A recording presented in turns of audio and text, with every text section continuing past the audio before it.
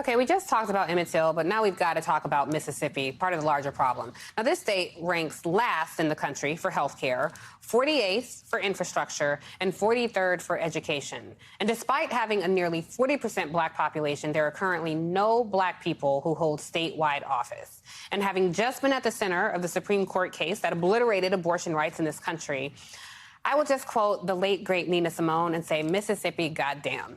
Here to tell us why the state is so mired in oppressive policies and what's being done to change them is Mazie Brown. She's advocacy and organizing coordinator of the ACLU of Mississippi.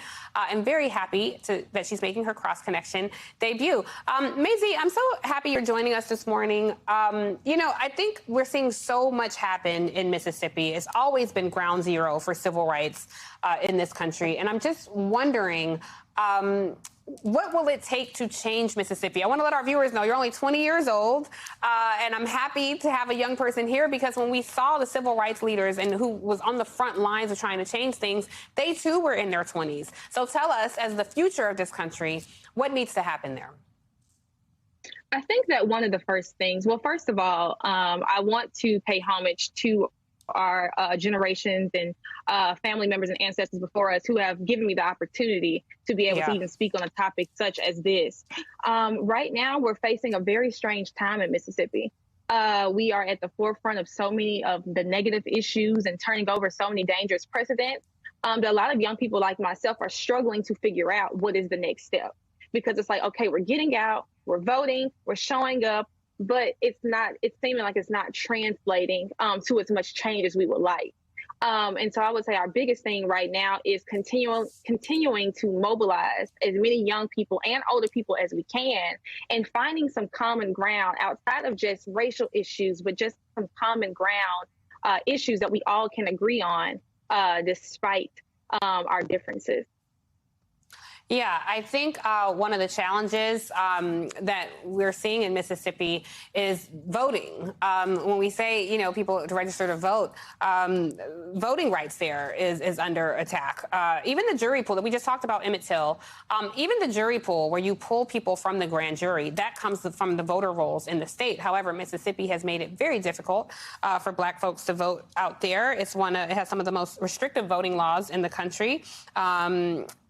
I'm just curious, in your young experience, do you think that America or that Mississippi has ever really been a true democracy when it relates to voting?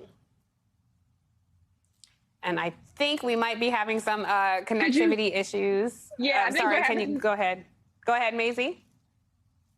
Go ahead, Mazie. I was asking, could you repeat the question? It went out for me a little bit. Worries. What you were saying. The last thing I heard was voting rights.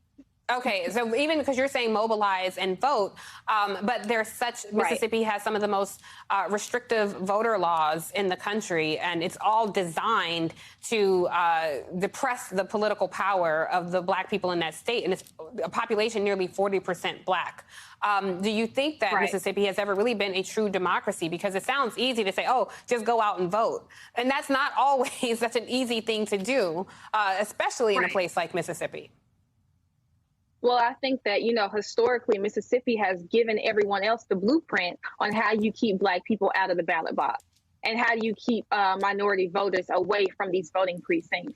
And so I think that right now in Mississippi, there are so many organizations and so many people across the state who are doing something that seems so simple to other people, but that's something as simple as registering to vote. And I think that another issue that so many people overlook in Mississippi is there is such a large amount of black people who are disenfranchised from even being a part of this process. They can make such a huge difference in so many elections, especially statewide elections.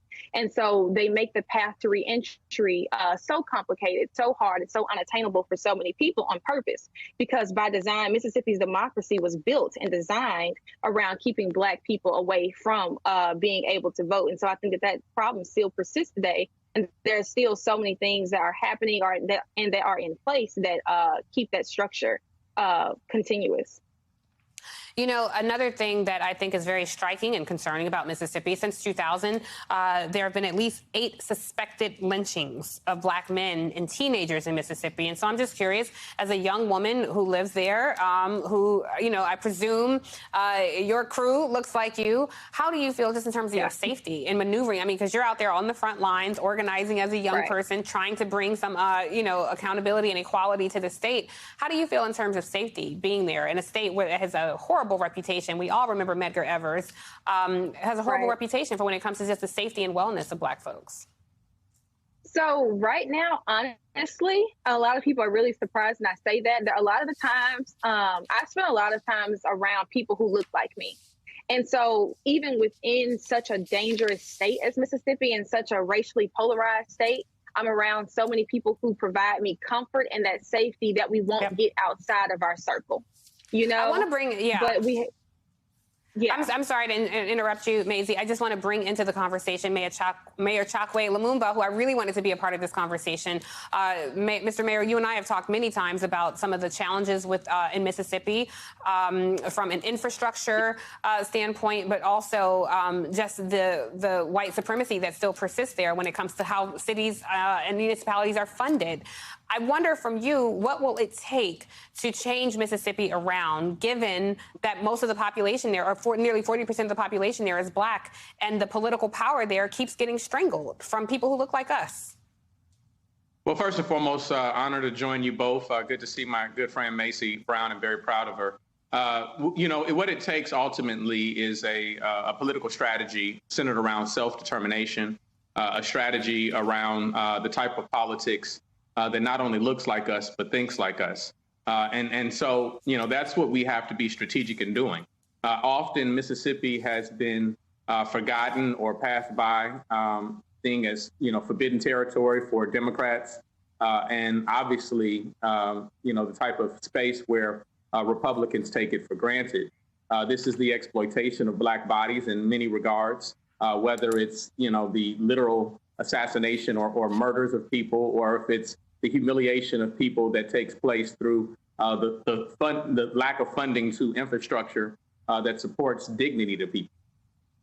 Yeah, I want to stick with you on this because the last time you were on this show, we were talking about the water crisis there in Jackson. And, you know, the governor was happy to get money passed by a Democratic-controlled Congress, but was really treating it as a quid pro quo and saying incredibly disrespectful things about the people of Jackson. How are the folks in Jackson? Is there still a clean drinking water challenge? What's the latest there? We are still under a state of emergency as we speak.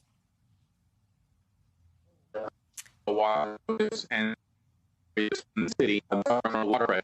The governor said just this week that he didn't feel that it was the state's responsibility to support the city of Jackson. And quite honestly, we not only, you know, think that it is his responsibility, but we're merely asking for the federal resources that were sent to the state of Mississippi with cities like Jackson in mind. Money that many of his Republican colleagues did not support, that were not championing the fight for this infrastructure that needed to go to legacy cities with aging infrastructure. And so there was a simple formula that was stated early in the process that with the ARPA funds that cities received, if we put it towards infrastructure, it would be matched. That is not taking place. He came with some misleading information saying that Jackson has only provided 25% of its ARPA funds towards its infrastructure, which is inaccurate. We've dedicated more than 60% of that and more than 75% to the highest priorities of our residents, and that would be infrastructure and public safety. And so we're just merely asking that they live up to their end of the bargain, that they give towards cities like Jackson, like they have invested disproportionately on the east side of 55. And so, you know, they're unapologetic and they're not reserved to give to state institutions or a segment of the city. We want the entire city to be represented.